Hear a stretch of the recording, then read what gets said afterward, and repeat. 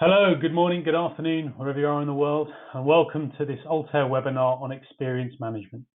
We're delighted that you're interested in a topic that's really close to our hearts. Let me first just begin though with some basic housekeeping and get that out of the way if I may. This webinar has been conducted in partnership with Expat Academy and myGMPD.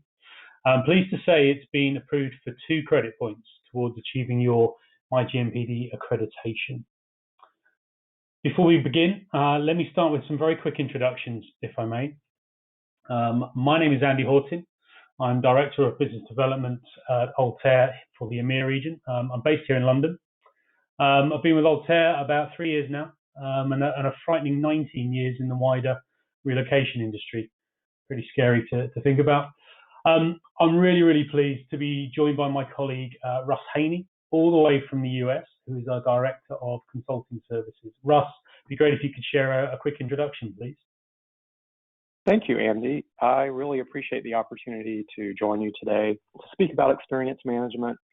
In my role here at Altair, I support our clients with developing and maintaining best practice mobility policy benefits. And that work focuses on ensuring our client policies are developed to be competitive, on trend, and well matched to the client's business objectives. And almost always, those objectives are primarily focused on talent attraction, retention, and development. So an experience management focus is key just about every decision I face in my engagements, and very near and dear to me. So very happy to join you to share with our listeners some perspectives on this topic. So I'll turn it back to you. Thanks very much, Russ. Appreciate it. So, with that passed, let's get into things a little bit. Experience management. Why should you care? Why should we care? Experience management is a way of doing business. It's transformative, meaning it has the power to shape, to digitize, to augment, optimize, and/or elevate your business. At Altair, we've certainly established 4 pillars of experience management, of which today we're going to talk to just one, which is the customer experience. Additionally, we've also learnt through our own journey that this is not for the faint of heart. So if you're going to embrace and entertain this, it's certainly one to brace yourself for. During this webinar, we will look at what XM is, why it matters to business, and how it's relevant, and importantly, its effect on HR and mobility. So let's begin.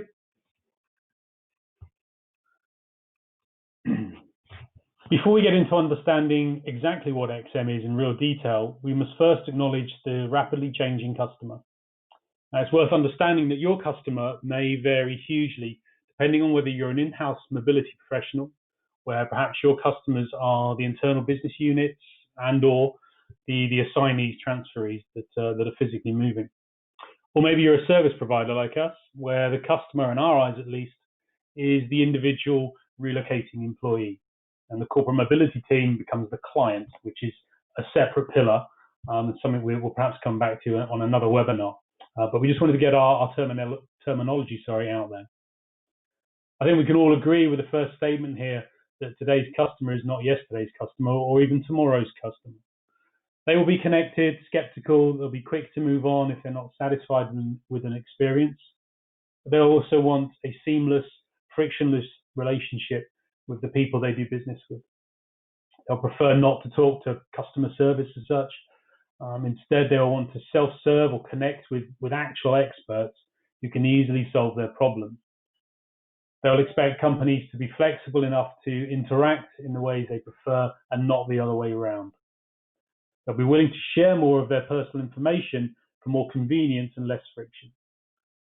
They will prefer proactive activity from brands if it's valuable and a trustable experience. Today's customers want all of these things, but have realistic expectations. They know that companies aren't necessarily set up to deliver this type of experience.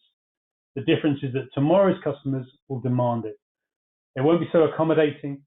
Brands won't get a second chance to positively engage. So experience management helps turn customers into fans. It helps turn products into obsessions. It turns employees into ambassadors and brands into icons. And I think if we think of Apple and the iPhone and MacBook, that's probably a great example of such. So with that, and to take us into what XM is in a little more detail, I'd like to turn it over to Russ to take you on. Thanks very much. Thank you, Andy. Call it a business model, a philosophy, a discipline, perhaps even a mission or mantra, but experience management is essentially the holistic view of all experiences with a brand in human-centered, tech-enabled, multiple stakeholder delivery system. And that's a lot to unpack. The description is broadly applicable, but is particularly true of experience management in the mobility sphere. Experience management is deep and wide and can be organizationally embraced, integrated, and adopted in a variety of manners. But today we'll focus primarily on customer experience, as Andy mentioned before, and that is the nature of a customer success with a given brand, which goes far deeper than the traditional understanding of customer service. So with that in mind, let's take a moment to differentiate between customer service and customer success. Customer service is a conventional discipline within the mobility industry and beyond. It's tried and true, or so we think. It's the lens through which organizations view and gauge the sufficiency of their interaction with their customers. It's the basis for performance management. Service level agreements are drafted to measure it. Employee recognition and compensation are derived from it. Supplier management models are built on it, and so on and so on.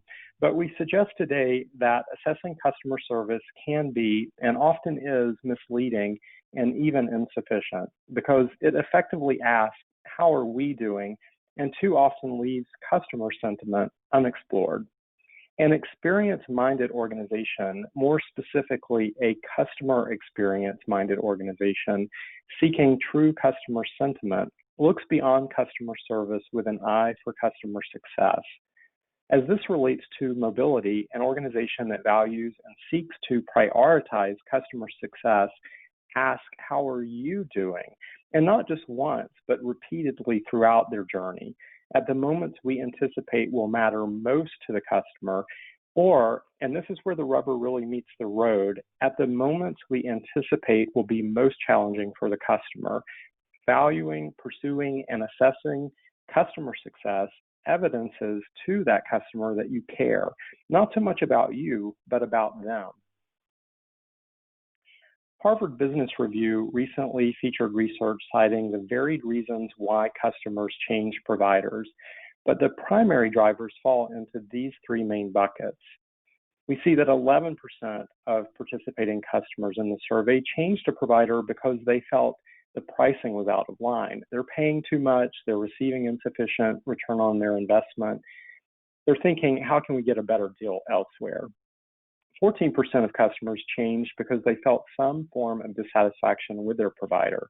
The product or service lacks quality, it doesn't fulfill their intended purposes, it's too far to drive, et cetera, et cetera. But an overwhelming 68% of customers changed providers because they felt that their provider didn't care. The human element of the provider engagement left them feeling uncared for. Even among tech-enabled services and product-based transactions, when the need arose for human interaction, it insufficiently conveyed care and concern for the customer. It's a compelling message that no matter your role in the mobility ecosystem, whether it's our own role as a relocation management company directly supporting a corporate client contact and their relocating customers, or mobility team roles supporting the internal customers and business units within companies, the human element matters, which begs the question, are you or is your organization an inside out or an outside in thinker? Let's take a vantage point check. So this next slide highlights some information from our experience management partner, Qualtrics, and it illustrates the differences between an outside-in orientation and an inside-out orientation. Inside out is a mindset or disposition suggesting that your focus is on processes, systems, tools, and products designed and implemented based on internal thinking and intuition. You know your business well, you have compelling operational metrics, and you cite when establishing goals, driving efficiency, developing products and services, etc. The customer's needs, roles, and perspectives do not play a part in inside-out thinking, not a material one anyway. They aren't taken into consideration in the midst of your establishing and driving and developing. You make decisions because you think it's what's best for the business, not necessarily for your customers, or you think you know what's best for customers, oftentimes based on operational data. Outside-in thinking, to the contrary, means that you look for your business from the customer's perspective and thus design processes, tools, and products and make decisions based on what you know is best for the customer and best meets the customer's needs. Note the emphasis on know. You know what's best for your customers. Why? How? Because you ask them for their sentiments and you seek to understand, appreciate, and prioritize their expressed needs and preferences. A funny thing happens to those who embrace experience management. Customer success and outside-in thinking, be they individuals or organizations, they enjoy a host of positive outcomes, none of which can happen by making decisions that are not based on what's best for their customers. I'll highlight just a few. Reduce complaints. Who among us couldn't use fewer complaints in our lives? But that's what happens when you orient your business, your services, products, processes, and technologies in response to your customers' sentiments, their explicit expression of what, when, and why. Improved ease of doing business. Now, this is a very telling measure. This is where we see organizations and whole industries transcending customer service, meeting customers' expectations and serving their needs at higher and higher planes, creating ease, reducing friction, and generally lessening customer effort. Fewer lost customers, also known as customer retention. No matter your industry and no matter your role within it, the time and expense of growing your business are significant. We all seek long-term, mutually beneficial relationships with our customers. So how better to achieve that than to put their interests first, designing, innovating, orienting your business with their interests, and expressing sentiments in mind. In brief, embracing experience management and the related principles and mindsets we've covered here, among other advantages, ultimately translates to reduced cost and increased revenue for the business. So with that, I'll turn it back to Andy. Great, thank you, Russ. I think the benefits are becoming clear, but perhaps let's take a moment to look at the experience economy and how it can give businesses an advantage. Please forgive me, I'm going to use a cake analogy to hopefully get my point across here, but we all love cake, right? So let's say you want to celebrate a birthday for your child, your partner, or whoever. Initially, way back, we had what we call the commodity days. You want to bake a cake, you buy the flour, the eggs, all the ingredients, and you bake your own cake. Not for me personally, but it's a lot of work, and it's okay, it works. Then we had the goods days. Sorry. You want to bake a cake, you buy pre-mixed packages, which makes it easier to bake a cake. You buy products to help make things easier. Then not so long ago, we came to the services days. You still want to bake a cake or buy a birthday cake, but you go to a cake shop and you select a cute birthday cake. You might have them write happy birthday on it or whatever. You probably paid somewhat more, maybe 10 times more, versus having to bake it yourself with the commodities, but you save the time and the trouble. Plus, you probably got a better looking cake, so you're pretty happy. Fast forward now to we're getting into the experience days. You still want a cake, but instead you're perhaps outsourcing to an event company, maybe a venue, could be a soft play for kids, or even a party planner if you're from certain parts of London, maybe. They will arrange the birthday party for your child and their friends. They will arrange the event, and they'll probably throw in a birthday cake as part of the deal. You save the time, you save the trouble, and you enjoy the experience. You can guess which company made the most margins, probably one that sells the experience. So experience management really gives businesses an advantage. Maybe we can try and make this a little more relevant and apply a similar model to HR and mobility. Going back to the sort of very early 2000s, approximately, we had the automation of forms that we used in HR. This opened up the market for talent management tools, which at the time I think was quite a step. And then as more of these tools became available on the market, you start to realize you needed a more integrated approach. So around 2006, 2007, give or take, the concept of an integrated talent management system took off. The idea was to integrate talent practices around competencies to better select the right people, set goals for reward, promotion, and such. Then that moved to the cloud. As 2008 happened, we're in a huge recession and the world fell over. The idea of buying expensive HR software to integrate stuff was shelved. It was simply deemed too expensive. The approach changed from integration to optimization. How can we achieve similar outcome with a lower cost? Given that, we had the birth of the cloud human capital management system, an integrated cloud-based platform which was cheaper to buy and operate and easier to use. Fast forward to around 2012, give or take, and we're in the talent and the employee experience world now. 2012, businesses started on the digital transformation, and the likes of LinkedIn and Indeed and Glassdoor really transformed the recruiting market. HR shifted focus on culture, engagement, and employment brand. Talent issues have evolved. We must compete to find smart people, create transparency and mobility, develop a growth mindset, and build a culture of trust, inclusion, transparency, and fairness. All these focus on productivity and well-being, which in turn led to the focus on the employee experience, which is where we are now. I hope that gave some insight into what XM is and how we've arrived at this point. I'm going to just ask Russ to talk a little to how we shift customer expectations and how we put this into practice and monitor XM. Sure, thank you, Andy. When one thinks of the word integrating in business, it often is associated with workstream, projects, systems, and/or change management. By definition, integration is the act of bringing together smaller components into a single system or process that functions as one. Businesses who recognize the value of carefully managing experience to generate business-to-customer loyalty and/or business-to-business client retention design processes with empathy for the customer at every turn. Here we see an interesting result discovered in a Bain & Company survey of CEOs, which shows that 80% of respondents believe they deliver a superior experience to their customers. And this contrasts significantly with the responses of their actual surveyed customers.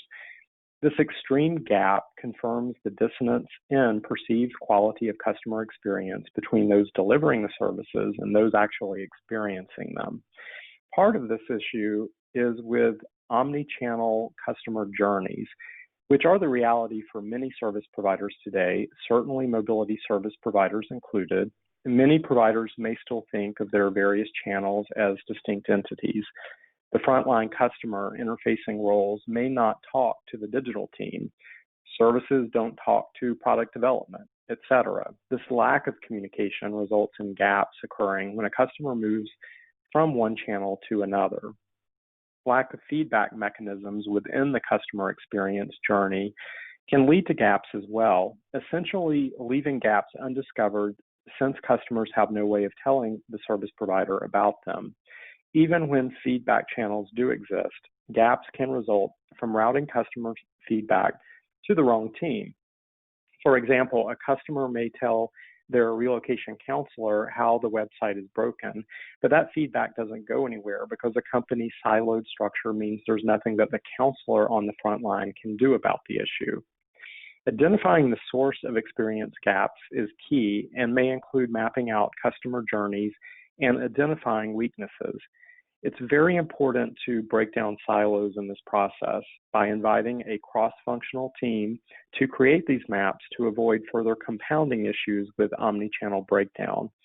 It is also very important to allow your customers to give feedback at every point they interact with you, giving you extremely valuable in-the-moment feedback that helps you identify weaknesses. So Andy, back over to you. Thanks very much, Russ. It would be good to provide an overview of tools and programs necessary for monitoring customer experience.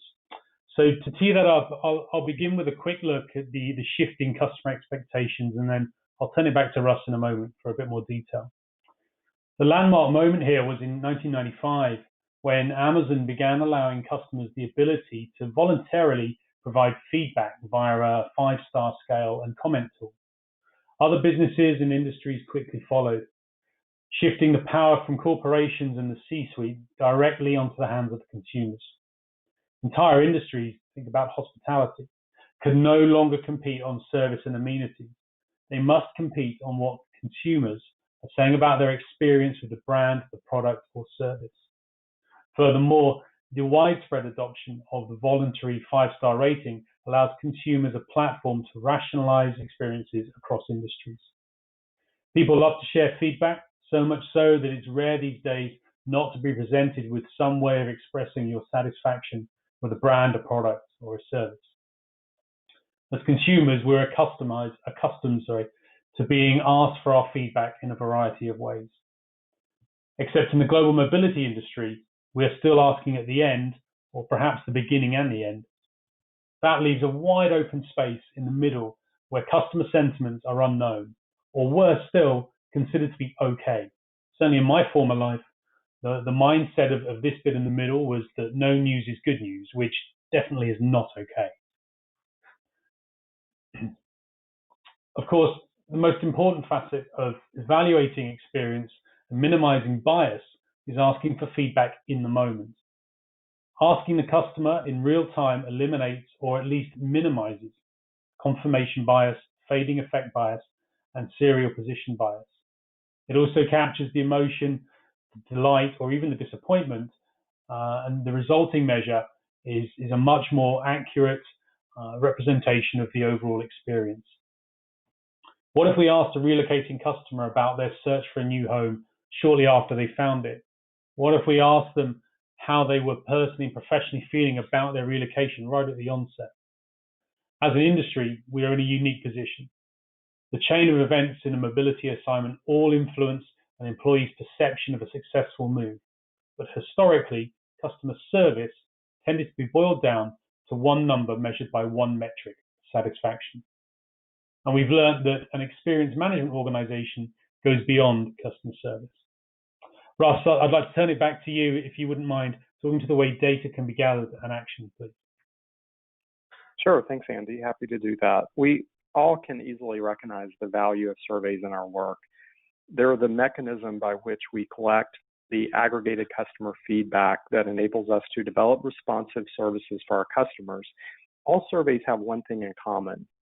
The responses are valuable data and easily transferable onto a numeric scale. However, there can also be serious danger lurking behind numbers, danger that leads to false conclusions. The relocation journey is not a point in time. More so, it should not be measured as such.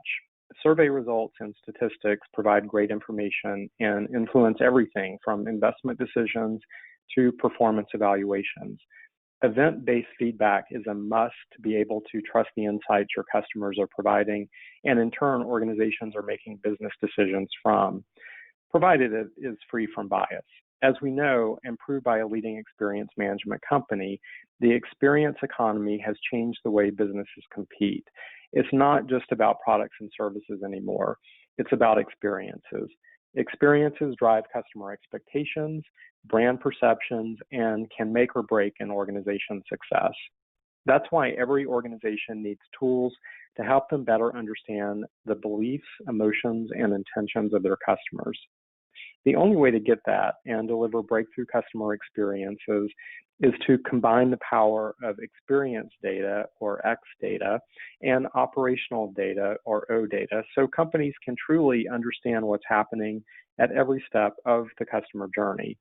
In the mobility space, we naturally collect a mountain of O data, but O data alone is not actionable to improve experience. Put simply, closed loop is when you are able to respond directly to customer feedback. While an unhappy customer might start to ring alarm bells, the most successful companies see it as an opportunity to resolve the complaint and keep the customer loyal.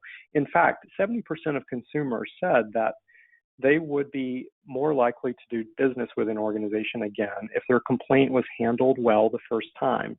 So it's an opportunity to demonstrate to your customer in a much more direct and personal way that their feedback is important and you care about the outcome. But it's not just about preventing unhappy customers from becoming detractors. It's equally useful to follow up with neutral customers and turn them into promoters. You'll denote the inner loop closure, which is first and foremost. This is between the organization and the customer, often referred to as issue resolution. The outer loops closure is what truly demonstrates a company is living XM, because they are making improvements and enhancements based on the voice of the customer. This means improving response times, offering new products and services, new technology features, and simply making an organization easy to do business with from a customer's perspective and receiving the value a customer associates with the company offering. So next, I'd like to highlight a case study from our work that illustrates how we use our XM platform to close the loop on issues negatively impacting our customers' experiences. And we would posit in simplest terms, it all begins with meeting the customer where they are.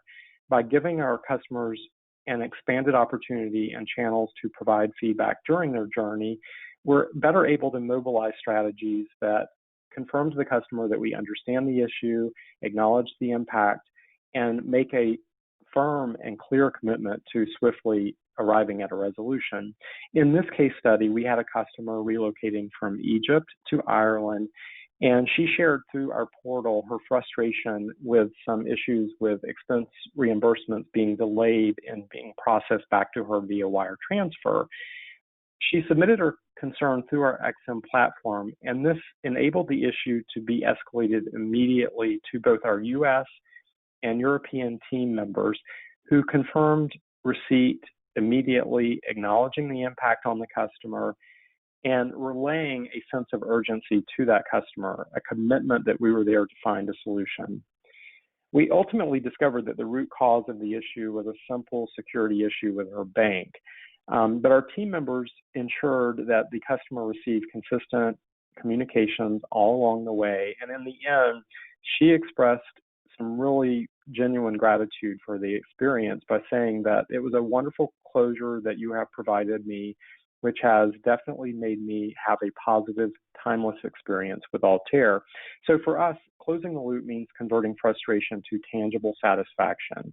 And our XM platform ensures our customers are not only satisfied with their destination, but also all of those moments that matter along the journey. So let's try to pull this all together and make this a little more relevant. As we know, relocating employees these days is as much about the business need as it is about an individual's development. A company's mobility policy is becoming a differentiator in attracting talent. We know this. The go-to tools for attracting and retaining talent have previously been generous relocation policies with plenty of flexibility baked in, but we're seeing more and more companies beginning to focus on the experience they receive during that process, both from their chosen providers, but also internally from HR or mobility teams. If we look at the customer experience and identifying those key moments where the individual and their family are facing challenges, what we call those moments that matter, or where something major happens, and it might be something like the employee and their family arriving in temporary accommodations, having their household goods delivered at their destination as examples, we can take proactive steps to connect with them in the form of a short, sharp X-check to make ourselves available for comment and allowing an opportunity for their voice, the voice of our customers, to be heard. This in turn allows us to close the loop and turn a negative into a positive very quickly. And before it becomes anything much more serious, therefore enhancing the customer experience. So Andy, back to you. That's great. Thank you, Russ. I want to start to wrap things up a little bit and take away some key points here. We didn't want to make this a particularly long webinar, so this is a high-level snapshot, I hope. So by way of a wrap up, we've looked at just one pillar of experience management, as we mentioned, so the customer experience. As we say that we know there are 4 in our model, but customer experience really begins with a detailed mapping of that customer journey and working along that road. We've learned that experience management is a holistic approach and one that we feel is optimal for the mobility environment. And these last 2 points here on this slide are key for me. The green one here is to allow real-time feedback and the ability to quickly course correct. I feel that's vital for success versus letting something drag on and potentially snowball into a larger issue. Remember, the no news is good news mindset, right? That's no longer acceptable, and this is something that we should work to avoid. And finally, as we've mentioned, we as a mobility industry collect a considerable amount of operational data. Remember that O data that Russ mentioned? But it is only when combined with the X data, the emotional data, that we can get to the deepest level of customer understanding and then in turn provide the all-important predictive analytics. And that's where I think we should wrap things up for now. Thank you so much to my colleague, the wonderful Russ Haynie, for joining me and adding his valuable input. I'd also like to reference our experience management partner, SAP Qualtrics, and recommend a quick look over their website, which is www.qualtrics.com. And finally, a big thank you to Expat Academy and myGMPD for inviting us to prepare this webinar for you. I hope it's given some useful insight, and should you have any further queries at all or wish to discuss in more detail, please do feel free to reach out to us either via Miri and the team at Expat Academy or directly via the details on screen. In the meantime, thank you once again for listening. Stay safe. Speak soon. Bye-bye.